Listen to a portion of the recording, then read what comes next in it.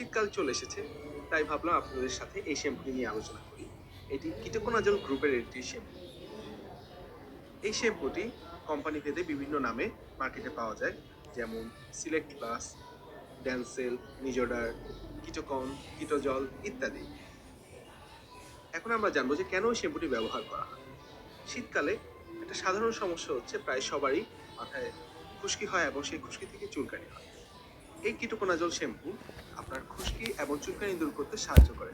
তাছাড়াও অনেকের ত্বকে চুলি রোগ হয়ে থাকে, আপনারা ডিসপ্লেতে দেখতে পাচ্ছেন। এই রোগ দূর করতেও ডাক্তাররা এই শ্যাম্পুটি ব্যবহার করার জন্য পরামর্শ দিয়ে থাকে।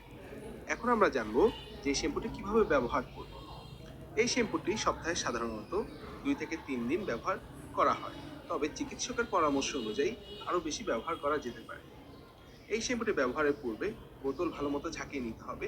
তারপর ভেজা চুলে শ্যাম্পুটি মাখতে হবে এবং ফেনা তৈরি করার পর 5 থেকে 7 মিনিট মাথা মাসাজ করতে হবে। ভালো মতো মাথা মাসাজ করার পর শ্যাম্পুটি মাথা ধুয়ে ফেলতে হবে। এখন আসা যাক এই সাবধানতা নিয়ে। যারা স্টেরয়েড জাতীয় মেডিসিন ব্যবহার করছেন, তারা এই শ্যাম্পুটি ব্যবহারে সতর্কতা অবলম্বন করবেন এবং ডাক্তারের পরামর্শ নেবেন।